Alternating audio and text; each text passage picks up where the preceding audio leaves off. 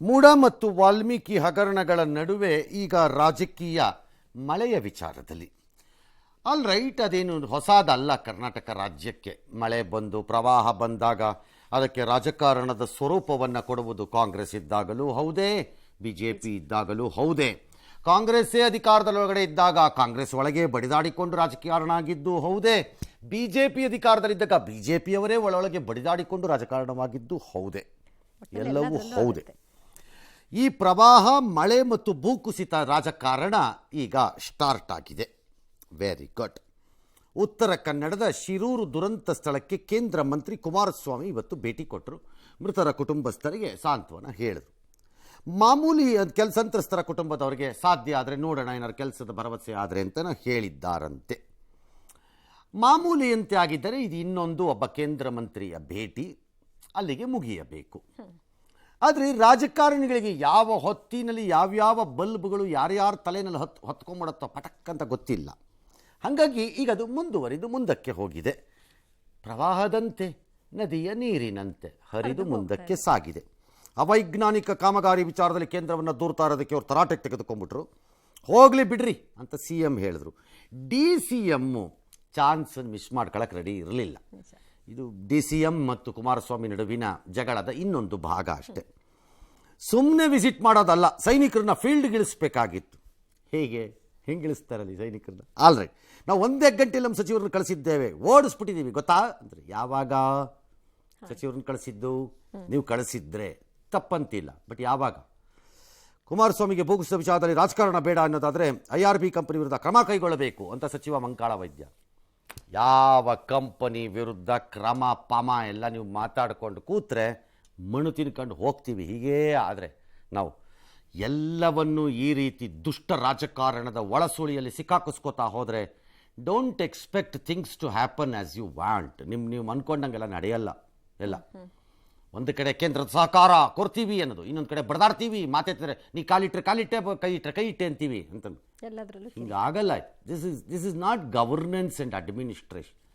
ಕೆಲವು ವಿಚಾರಗಳಲ್ಲಿ ರಾಜಕಾರಣವನ್ನು, ಕೆಲವು ವಿಚಾರಗಳಲ್ಲಿ ಬುದ್ಧಿವಂತಿಕೆಯನ್ನು, ಸಮಯ ಪ್ರಜ್ಞೆಯನ್ನು, ಪ್ರಾಜ್ಞತೆಯನ್ನು, ಅಧಿಕಾರದ ಜವಾಬ್ದಾರಿಯನ್ನು ಪ್ರದರ್ಶಿಸುವುದನ್ನು ಈ ರಾಜಕಾರಣಿಗಳು, ದುಷ್ಟ ಬುದ್ಧಿಗಳು ಯಾವತ್ತು ಕಲ್ತ್ಕೊಳ್ಳುತ್ತವೋ ಗೊತ್ತಿಲ್ಲ.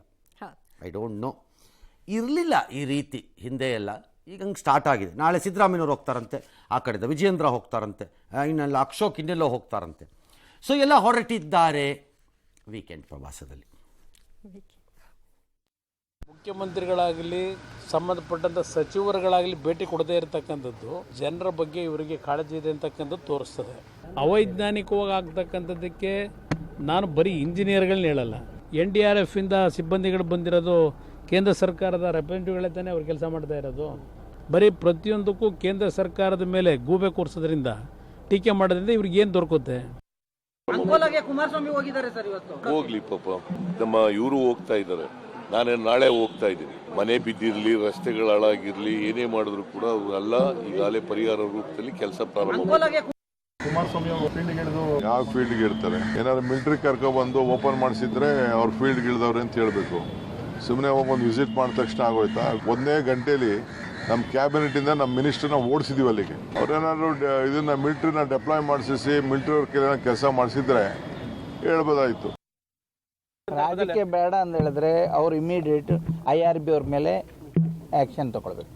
ಎಲ್ಲರಿಗೂ ಗೊತ್ತಿದೆ IRB ರಾಜಕೀಯ ಬೇಡ ಅನ್ಕೊಂಡೆ ಎಲ್ಲರೂ ರಾಜಕೀಯ ಮಾಡ್ತಾರೆ. Minister is fair. ಇದರಲ್ಲಿ DK ಶಿವಕುಮಾರ್ ಅವರ ವೈಯಕ್ತಿಕವಾಗಿ ಅವರ ಮನಸ್ಸಿನಲ್ಲಿರಬಹುದಾದ ರಾಜಕಾರಣದ ಭಾವನೆಗಳನ್ನೇ ಹೊರಗೆ ಹಾಕ್ತಿದ್ದಾರೆ ಅನ್ಸತ್ತೆ. ಒಂದು ದಿನ ನಾನು CM ಆಗಬೇಕು ಅನ್ನೋ ಲೆಕ್ಕಾಚಾರದಲ್ಲಿ ಅವರು ಇದ್ದಾರೆ. This is not the right way, ಅಷ್ಟು ಮಾತ್ರ ನಾನು ಹೇಳಬಲ್ಲೆ. There is no point. ಇದಕ್ಕೆ ಮಿಲಿಟರಿಯನ್ನು ಕಳಿಸಲ್ಲ ಯಾರೂ, ಕಳಿಸುವಂತಹ ಪರಿಸ್ಥಿತಿ ಅಲ್ಲಿ ಬಂದಿದೆ ಅಂತ ಯಾರೂ ಅಂದ್ಕೊಂಡಿಲ್ಲ. ಇನ್ನೂ ಬರ್ಬೋದಿತ್ತೇನೋ, ಪ್ರಶ್ನೆ ಬೇರೆ. ಎರಡನೇದು, ಮಿಲಿಟರಿಯನ್ನು ಕಳಿಸಬೇಕು ಅನ್ನೋದನ್ನ ಕುಮಾರಸ್ವಾಮಿ ಕರ್ಕೊಂಬರಕ್ಕಾಗಲ್ಲ. ರಾಜ್ಯ ಸರ್ಕಾರ has to request it and situation should demand it. ಎರಡೂ ಆಗಬೇಕಲ್ಲಿ. ಹಂಗೆ ಏಕ್ದಮ್ ಬರಲ್ಲ, ಅದು ಏಕ್ದಮ್ ಆಗಲ್ಲ ಆ ಕೆಲಸ ಮಾಡ್ಲಿಕ್ಕೆ. ಅದನ್ನು ಐ ಡೋಂಟ್ ನೋ. DCM ಯಾವ ಲೆಕ್ಕಾಚಾರದಲ್ಲಿ ಹೇಳಿದ್ದಾರೆ, CM ಹೇಳಿದ್ದು ಸರಿ ನನ್ನ ಪ್ರಕಾರದಲ್ಲಿ. DCM ಅಬ್ಬಬ್ಬ ಅಂತ ಹೇಳಬೇಕು ಅನ್ನೋದೇ ಆಗಿದ್ದಿದ್ರೆ ರಾಜಕಾರಣವನ್ನು ಸೇರಿಸಿಕೊಂಡು ಅವರು ಹೋಗಿದ್ದಾರೆ, ಅದು ತಪ್ಪು ಅಂತಲ್ಲ. ಹೋಗಬಾರ್ದು ಅಂತ ಎಲ್ಲಿದೆ? ಒಬ್ಬ ಕೇಂದ್ರ ಮಂತ್ರಿಯಾಗೋ ಅಥವಾ JDSನ ರಾಜ್ಯಾಧ್ಯಕ್ಷರಾಗೋ ಹೋಗಬಾರ್ದು ಅಂತ ಎಲ್ಲಿದೆ? ಎಲ್ಲಿದೆ ಹೋಗಬಾರ್ದು ಅಂತ ರೂಲ್ ಇದೆಯಾ? ಎಲ್ಲರೂ ಹೋಗಬಾರ್ದು. ಈಗ ಹಿಂದೆ ಪ್ರತಿಪಕ್ಷದಲ್ಲಿದ್ದಾಗ ನೀವುಗಳು ಹೋಗ್ತಿರ್ಲಿಲ್ವೇ ಯಾವ್ದಾರು ಆ ಕಡೆ ಏನಾರು ಆದಾಗ? ಆಗ ನಿಮ್ಗೇನು ನೀವು ಮಿಲಿಟರಿ ಕರ್ಕಮನಿ ಅಂದಿದ್ರೇನು? ಯಡಿಯೂರಪ್ಪನವ್ರ ಸರ್ಕಾರ ಇಲ್ಲಿ ಇತ್ತಪ್ಪ, ಆಗ ಕೇಂದ್ರದಲ್ಲಿ ಇನ್ಯಾವುದೋ ಸರ್ಕಾರ ಇತ್ತಪ್ಪ, ಯಾವುದು ಕಾಂಗ್ರೆಸ್ ಸರ್ಕಾರ ಇತ್ತಪ್ಪ, ಆಗ ಇಲ್ಲೂ ಪ್ರವಾಹ ಆಗಿತ್ತು, ಏನೇನೋ ಗೋಜಲೆಲ್ಲ ಆಗಿತ್ತು. ಆಗ ಯಾರು ನೀವು ಭೇಟಿ ಕೊಟ್ಟಾಗ ಆವಾಗ BJP ಅವರು ನೀವು ಮಿಲಿಟರಿ ಕರ್ಕೊಂಬರ್ಬೇಕಾಗಿತ್ತು ಇಲ್ಲಿಗೆ. ಹಂಗೆಲ್ಲ ಆಗಲ್ಲ. Should not talk. ಇದರಿಂದ ಪ್ರಯೋಜನ ಇಲ್ಲ. ಹೋಗಬಾರ್ದು ಅಂತ ಎಲ್ಲೂ ರೂಲ್ ಇಲ್ಲ ನನಗೆ. ನೀವೆಲ್ಲ ಹೋಗೋದ್ರಿಂದ ಏನೋ ಆಗಬಿಡುತ್ತೆ ಅಂತಾನೂ ಇಲ್ಲ. ಈಗ ರಾಹುಲ್ ಗಾಂಧಿ ಅಲ್ಲೆಲ್ಲಿಗೋ ಭೇಟಿ ಕೊಡ್ತಾರೆ, ಏನಾಗ್ಬಿಡುತ್ತಲ್ಲ ಹೋಗಿ ಬಂದ್ಬಿಟ್ರು ಅವರು, ಫೋಟೋ ತೆಗಿಸ್ತಾರೆ ಅಷ್ಟೇ ತಾನೇ, ಇನ್ನೇನಾಗತ್ತೆ? ಹಾಗೇ ಇದುವೆ, ಬಿಟ್ಬಿಡ್ಬೇಕು ಅದನ್ನಲ್ಲಿಗೆ. ಒಂದು ವೇಳೆ ರಾಜ್ಯ ಸರ್ಕಾರ ಅದನ್ನು ಟ್ಯಾಕಲ್ ಮಾಡಬೇಕು ಅನ್ನೋದಾಗಿದ್ದಿದ್ರೆ, ಇನ್ಕ್ಲೂಡಿಂಗ್ DCM ನಾನು ಹೇಳ್ತಿರೋದು ಇದನ್ನು, the honourable central minister has gone, fair, ಹೋಗಿ ಬರಲಿ, ಸಂತೋಷ, ನೋ ಪ್ರಾಬ್ಲಮ್. ಬಟ್ ನಮ್ಮ ಅಬ್ಜೆಕ್ಷನ್ ಇರೋದು ಪಾಸಿಬಲಿ ಅಲ್ಲಿ ಅನ್ಸೈಂಟಿಫಿಕ್ ಆಗಿ ಅವೈಜ್ಞಾನಿಕವಾಗಿ ಕಾಮಗಾರಿ ನಡೆದಿದೆ ಅಂತ. ಅದನ್ನು ಗಡ್ಕರಿಯವ್ರಿಗೋ ಅಥವಾ ಕೇಂದ್ರ ಸರ್ಕಾರದ ಗಮನಕ್ಕೋ ತಂದು ಸರಿ ಮಾಡಿಸಿಕೊಡುವ ಜವಾಬ್ದಾರಿಯನ್ನು ಅವರು ಹೊರಲಿ. ಈ ಮಂಕಾಳ ವೈದ್ಯ ಎಂಬ ಮಂತ್ರಿ ಇವತ್ತಲ್ಲಿ ಹೋಗಿದಾರಲ್ಲ, ನೀವು ಎಲ್ಲಿದ್ರಿ ಒಂದು ವಾರ 4 ದಿನ 6 ದಿನದಿಂದ ಭೂಕುಸಿತ ಆದಾಗ? ನೀವು ಜಿಲ್ಲಾ ಮಂತ್ರಿ, ನೀವೇನು ಚೀಫ್ ಮಿನಿಸ್ಟರ್ ಅಲ್ಲ. ಚೀಫ್ ಮಿನಿಸ್ಟರ್ ಆದರೂ ಇಲ್ಲಿ ಸೆಷನ್ ನಡೀತಿತ್ತಪ್ಪ, ಹೋಗೋಕ್ಕಾಗಿಲ್ಲಪ್ಪ, ಡ್ಯಾಶು ಓಕೆ ನಾಳೆ ಹೋಗ್ತೀನಿ ಅಂತಿದ್ದಾರೆ. ನೀವು ಎಲ್ಲಿದ್ರಿ? What business you had to go today?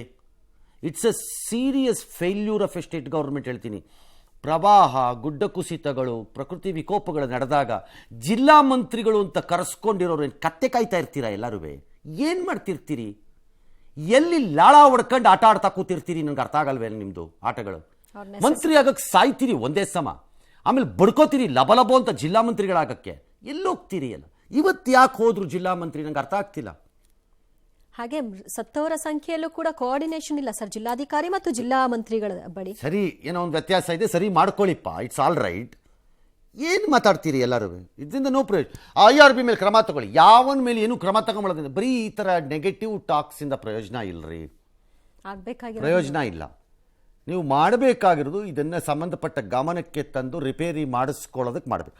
ನಾವು ಅದನ್ನು ಮಾಡಿದ ಮೇಲೆ ಅವ್ರು ಮಾಡಲಿಲ್ಲ ಅಂದರೆ ಆಗ ಅದನ್ನು ರಾಜಕೀಯವಾಗಿ ಬಳಸಿ. ಅದೇ ಮೊದಲಾಗಿ ನಾನು ಬೇಡ ಅಂದ್ರೆ ಅದೇ ಫಸ್ಟ್ ಅವ್ರ ಮೇಲೆ ಕ್ರಮ ತೆಗೆದುಕೊಳ್ಳಿ. ಯಾರ ಮೇಲೆ ಕ್ರಮ ತೆಗೆದುಕೊಳ್ಳಬೇಕು? ಕಂಪನಿ ಮೇಲೆ. ಏನು ಕ್ರಮ ತಗೊಂಡ್ಬಿಟ್ಟು ಏನು ಮಾಡ್ಬಿಡ್ತೀರಿ?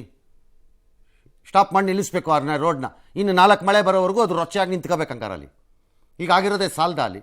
It's all right, there could be an unscientific ಮೆಥಡಾಲಜಿಯಲ್ಲಿ ಏನಾದ್ರು ಅಡಾಪ್ಷನ್ ಆಗಿರ್ಬೋದು, ನಾನು ಆಗಿರಲ್ಲ ಅಂತ ಹೇಳಲ್ಲ, ಐ ಕಾಂಟ್ ಸೇ.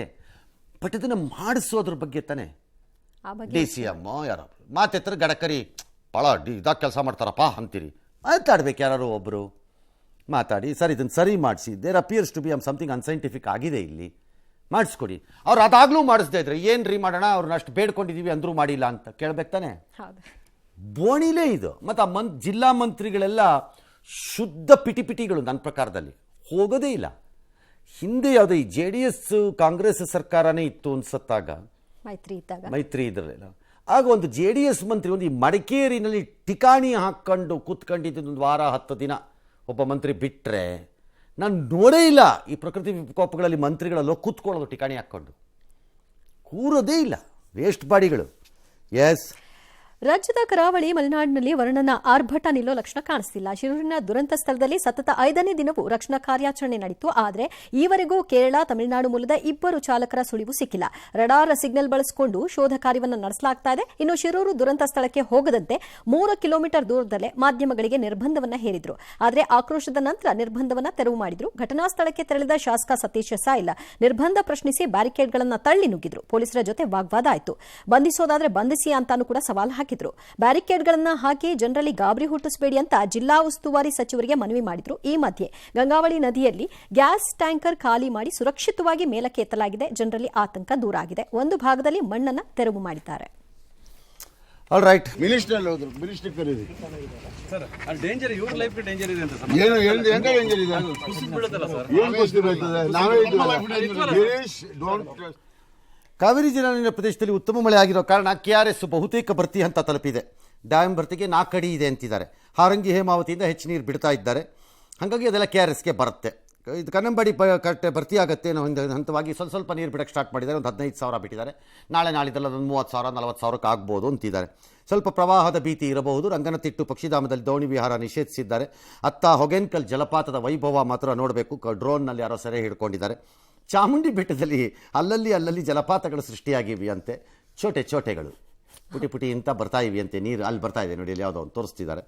ಆ ರೀತಿಯಾಗಿ ಕೆ ಆರ್ ಎಸ್ದು 4 ಅಡಿ ನೀರು ತುಂಬಕ್ಕೆ ಬಾಕಿ ಅಂತಂದ ತಕ್ಷಣ ಯಾರೋ ಇದಾಗಬೇಡಿ. ಯಾಕಂದರೆ 4 ಅಡಿಗೆ ತುಂಬ ನೀರು ಬೇಕು. ಆ 4 ಅಡಿಗೆ ತುಂಬ ವಾಟರ್ ಬೇಕಾಗೋದು. ಯಾಕಂದರೆ ವಾಟರ್ ಸ್ಪ್ರೆಡ್ ಬ್ಯಾಕ್ ವಾಟ್ರಲ್ಲಿ ಜಾಸ್ತಿ ಆಗುತ್ತೆ ಅವಾಗ. ಹಾಗಾಗಿ ಆಗಬಹುದು ನಾಳೆ. ಒಂದು ವೇಳೆ ಆಗದೇ ಇದ್ದರೆ ನಾಳಿದ್ದು ಭರ್ತಿ ಆಗಬಹುದು. ಇವತ್ತಿನ ಪರಿಸ್ಥಿತಿ ನೋಡಿದರೆ ಮಳೆ ಆಗ್ತಿರೋ ರೀತಿಯಲ್ಲಿ. ಎಸ್, ಒಂದು ಭಾಳ ಡೇಂಜರಸ್ ಪ್ಲೇಸ್ ಅದು ಹೊಗೆನ್ಕಲ್ ಜಲಪಾತ. ನೋಡ್ಬಿಟ್ಟೆಲ್ಲ ಚೆನ್ನಾಗಿದೆ ಅಂತ ಹೋಗಿ ಯಾರು ಕೈಕಾಲು ಮುರ್ಕೊಳ್ಳೋದು, ಕೊಚ್ಕೊಂಡು ಹೋಗೋದು ಆಗಬೇಡಿ.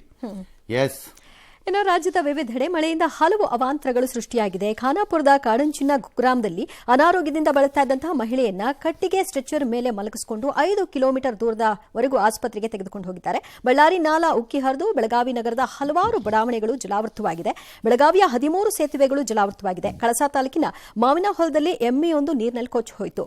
ಕೊಡಗಿನ ಒಳ್ಳಳ್ಳಿ ಜಲಪಾತದ ಭೋರ್ಗರ್ತ ಜೋರಾಗಿದೆ. ಹೆಬ್ರಿಯ ನಾಡಾಲ್ಪದಲ್ಲಿ ಹಗ್ಗದ ನೆರವಿನಿಂದ ಸೀತಾ ನದಿ ದಾಟ್ತಾ ಇದ್ದಾಗ ಕೊಚ್ಚಿ ಹೋಗ್ತಾ ಇದ್ದ ಕಾರ್ಮಿಕ ಆನಂದ್ ಶವ ಇಂದು ಪತ್ತೆಯಾಯಿತು. ಬೀದರ್ನಲ್ಲಿ ಮಳೆಯಿಂದ ಸೃಷ್ಟಿಯಾದ ಹೊಂಡದಲ್ಲಿ ಲಾರಿ ಸಿಲುಕಿ ಚಾಲಕ ಪರದಾಡಿದ್ದಾರೆ. ಸುರಪುರದ ತಿಂಥಣಿ ಗ್ರಾಮದ ಬಳಿ ಆಯತಪ್ಪಿ ನದಿಗೆ ಜಾರಿ ಬಿದ್ದ ವ್ಯಕ್ತಿಯನ್ನ ಅಂಬಿಗರು ರಕ್ಷಣೆ ಮಾಡಿದ್ದಾರೆ. ಕಟೀಲು ದುರ್ಗಾಪರಮೇಶ್ವರಿ ದೇವಾಲಯ ಸುತ್ತಲೂ ನೀರು ತುಂಬಿಕೊಂಡಿದೆ. ತೋರಿಸ್ತಾ ಇದ್ದಾರೆ ನೋಡಿ, ಆ ದೃಶ್ಯಾವಳಿಯಲ್ಲಿ ಸುತ್ತಲೂ ಅದನ್ನು ತೋರಿಸಿದ್ದಾರೆ. ಇನ್ನು ಡ್ಯಾಮ್ಗಳ ಕತೆಗೆ ಹೋದರೆ KRSಗೊಂದು 4 TMC 3.5 TMC ಆದರೆ ಸಾಕು ತುಂಬಕ್ಕೆ. ಕಬಿನಿ ಹೆಚ್ಚು ಕಡಿಮೆ 1.5 TMC ಇದೆ, ಬಟ್ ಅದು ಬೇಕು ಅಂತ ತುಂಬಿರಲ್ಲ. ಹೇಮಾವತಿ ಜಸ್ಟ್ ಒಂದು 3 TMC 2.5 TMC ಆದರೆ ಸಾಕು. ನೋಡಿ ಎಷ್ಟು ಫಾಸ್ಟಾಗಿ ಬಂತು ಹೇಮಾವತಿ ಒಳಗೆ ನೀರು. ಹಾರಂಗಿ ಹೆಚ್ಚು ಕಡಿಮೆ ಒಂದು 1 TMC ವ್ಯತ್ಯಾಸದಲ್ಲಿದೆ, 1.5 ಅದನ್ನು ಬೇಕು ಅಂತ ತುಂಬಿರಲ್ಲ, ಬಿಕಾಸ್ ಇನ್ಫ್ಲೋ ಚೆನ್ನಾಗಿರುತ್ತೆ ಅಂತ. ಇನ್ನು Tungabhadra improving, Linganamakki okay, super no ಇನ್ನೂ ಹಿಂಗೆ. ಆಲಮಟ್ಟಿ ಗುಡ್ 100 TMC ಹತ್ರಕ್ಕೆ ಬಂದಿದೆ, ಇನ್ನೊಂದು 23 ಇದೆ, ಬಂದ್ಬಿಡ್ಬೋದು. ನಾರಾಯಣಪುರ ತುಂಬ ಆಗೋಗಿದೆ. ಇದಿಷ್ಟು ಪರಿಸ್ಥಿತಿ. All right.